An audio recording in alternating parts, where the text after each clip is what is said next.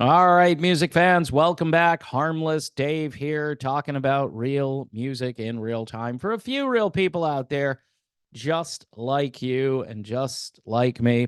This episode being brought to you by the classic lineup of the Little River Band. Here they are, their album Masterpieces. Holy crap, Batman. I mean, folks, this is Beatles level creativity. And I don't just throw that around gratuitously. I mean, this is just a great rock band that was largely ignored, so much so that they became a completely different band and they didn't know it until it happened. And it's kind of an interesting story. But again, Little River Band, masterpieces, just phenomenal. This is a collection of all of these albums put into two CDs, not all of the music, but masterpieces, and probably curated by the great Graham Goebel, who's been on this show a couple of times. A really fine human being and a Paul McCartney like character. That's all I can say. And when I say character, I mean the writing, the arranging, the understanding of great melodies, and just a lot of great instincts when it comes to writing and performing. So there you have it. Now, why am I talking about LRB? Well, I got a notification and I wanted to show folks how this works and why the original band probably gets very angry when they see things like this. And it's kind of small in this case, but so the American lineup, which I used to kind of talk about as, hey, these guys are good. Who cares about the old guys? This was probably 2016, 2017, maybe into 2018. I was still making fun of the Australians, and I was getting death threats from Australia, and I didn't understand why until I spoke with Graham Goebel, and he set me straight. And I was beginning to be set straight before that, but I did go see the Little River Band, and they invited me, and I went to go see them, the current American lineup. And in fact, I went to see them at the venue, which is sending me a notification. So let's do a little screen share here. So here they are. The current lineup. There's Wayne Nelson in the middle. Wayne's getting a little long in the tooth. He's been in this for quite some time. And I've watched a few recent performances, and there are people handling the lead vocals that didn't used to handle the lead vocals, which, it's getting like anybody can sing. That's, I mean, Foreigner, who is it? Luis Maldonado. I think that's how you say his name, Maldonado. He is more like Lou Gramm, I think, than Kelly Hansen. And so I don't really have, if it's Lou and he's passing the baton, not Lou, but Mick. I don't know. Lou has nothing, unfortunately, to do with it. But if Mick Jones wanted to say, hey, when Kelly is all done, it goes over to Luis and he takes over.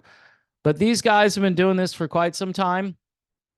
And they certainly are capitalizing on the original band. And that's why the original band has a problem with this. In fact, Randy Bachman was on record recently saying, hey, the Little River Band, you guys should do what we're doing.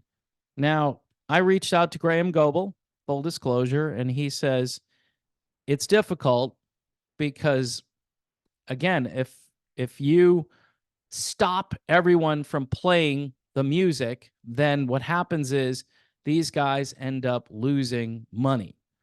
And that's the only good thing about the other band going out and performing these songs.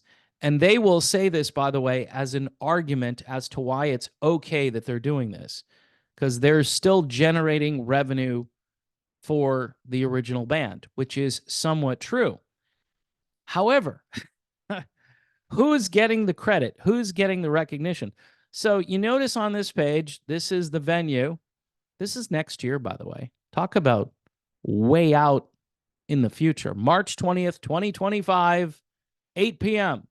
at the Barbara B. Mann Performing Arts Hall. That's where I saw these guys probably 2018-ish, maybe 2019. I'm thinking it was about 2018. And they put on a good show. It wasn't bad. I wasn't blown out of my seat or anything. It was good.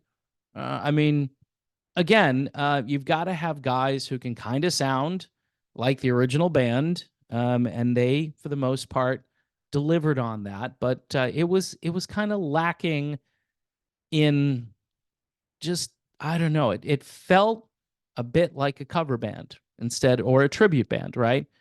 It didn't feel like the original band at all. And so when you hear these guys, there's definitely like a Nashville thing going on. Not only the musicians being from that area, but there's kind of like this, I don't know, early 2000s country vibe that sort of gets into this. And again, it's not bad, but it's a little sterile. It doesn't have that soul that the original band had. And so if you take a look at this, right, I'm just going to highlight this. Now, what is this here? Well, this is a track by the Little River Band. They want you to sample this so you can decide if you want to go and see the show. Now, if you notice the album cover, right, and I'm going to undo the screen share for a moment here. The album cover is this. This is Sleeper Catcher. This is the original band's album cover. This is not the current band, right? But this is why originals get ticked off, because this is an album that they created. This is a photograph, by the way, of the original band in their prime. Reminiscing is on that particular album. And if I, again, do the screen share here, that's the song here. I'm not going to play it because of copyright stuff, but you play it, and it's the original version of Reminiscing. So some dude and his wife in their late 60s, they've got disposable income. They live in Fort Myers. They got nothing to do. It's Thursday night, and they're going to see Little River Band. And they may not know who they are, but then they click on this, and they hear the song. They hear the original version, and they go, oh, yeah, we know these guys. Let's go see them. Now, for a little bit of context here, do I think this American version of the band has control over stuff like this? Yes and no. They may not have control over what gets put on the website to buy the tickets. I would say the venue, or in this case, it's a StubHub website. That's where I got the notification from. They sent it. So I clicked on it, and it landed me here. And so they're the ones saying, if you like this band, right, you should go and buy tickets. And here's a sample of their music here. And there are a ton of casual fans. By the way, this band, probably more than almost any band on planet Earth, was faceless and nameless. A lot of people think Chicago was like that for many years, but people kind of knew who Terry Kath was, and people knew who Robert Lamb was. And even like Jimmy Pankow, after a while, people were kind of like, yeah, I know who those guys are. They had names and faces, and people kind of identified with it. And then Jason Scheff came in, Peter Cetera, right? And that's why Chicago got ticked off, because Peter Cetera became too important. He was a lead singer. He was a front man. They couldn't have that. Well, LRB had like 4 frontmen, you know? Everybody was up front singing, and different guys sung different tunes, and you really didn't know who they were. So this was an ideal takeover. This was like, okay, nobody knew originally who those guys were. Did anyone know who B. Birtles was? No. Glenn Shorrock, no. And then, of course, my buddy Graham Goebel. These aren't household names here in the United States. And so when you click on this, you're going to hear the original version of Reminiscing. And to me, that's a little bit of shady advertising. Now, if they played their version, and by the way, there are a ton of versions of that song that you can find on Spotify or wherever. You click on it and you could unfortunately get the wrong version, right? And in this case, look, these guys, they do an okay job with these songs. I'm not going to just throw them completely under the bus, but the original is just so much better. And in most cases, you'll find that that's going to be true anyway. But look, you're going to get one of these other guys possibly singing lead vocals instead of Wayne Nelson. I'm thinking Wayne's not going to be able to do this for too much longer. So what are they going to do? Right? This guy, was it Housden, owns the rights to it still. And the guys from Australia, they've tried everything. And the American band, I think they've won. And even Graham Goebel has said to me, there's not much else we can do. We've tried everything. They don't want to go the whole Guess Who route. They've looked into it, but I think it would cost them so much financially to do that, to just make a point, and to shut this down. They're hoping, from what I understand, they're hoping that it will come to a natural conclusion. But I don't think that's what's going to happen. I think this is going to go on. Look how far out they're planning gigs. 2025, March of 2025. That's way out there. I mean, they're not doing a ton of gigs, but they're still doing gigs. And I'm thinking Wayne Nelson will probably retire at some point, and they're probably grooming his replacement. That's my theory on it. But I think the premise of this is I click on this, I look at that, and I go, oh, I have that album. That's this album right here. And it's not, look, they could have put one of the American LRB versions of Reminiscing. They have all of these different albums that they've put out, different live versions. They have this one album called Rearranged, which they put a different spin on all of the songs. And even live and in concert, these guys will put a different spin on some of the tracks.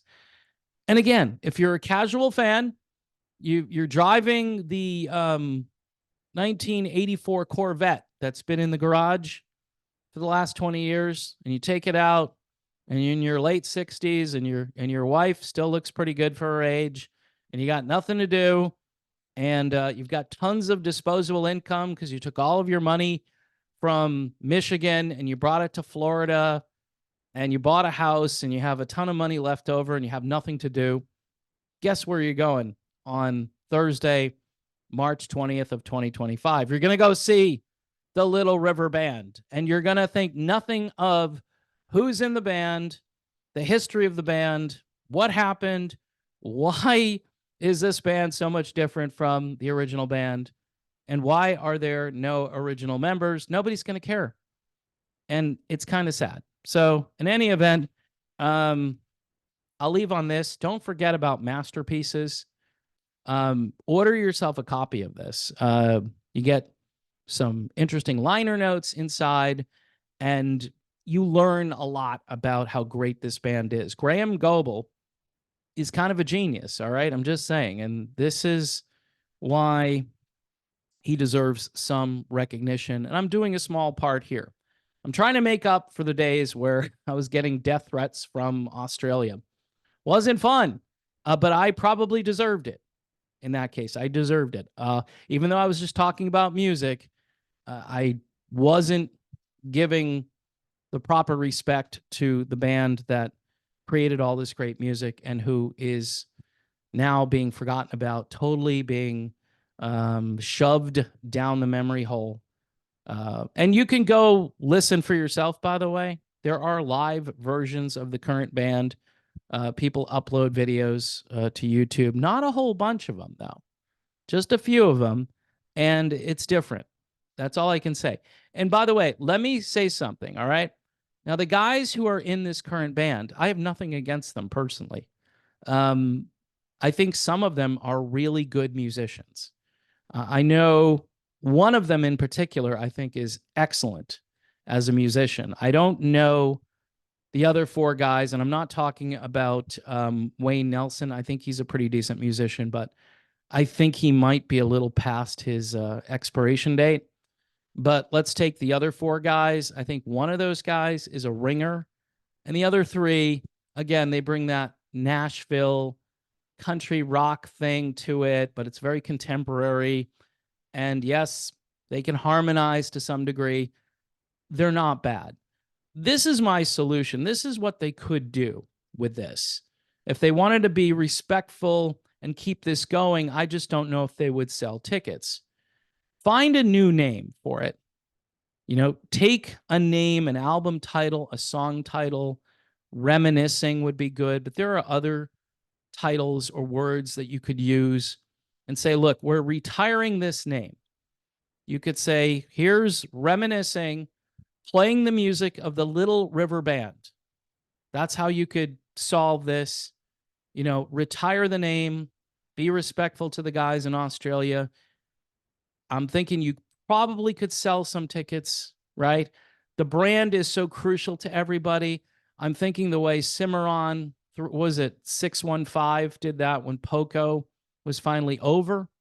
Sort of the remnant of that just kept going and was respectful of the original Poco catalog and still performed those songs. But then they kind of moved on and said, hey, we're not Poco, because Poco's done, right? And so these guys, especially if Wayne Nelson conks out and says, no, I can't do this anymore, I think you need to retire the name and pick a new name and then go out there and just keep the music going.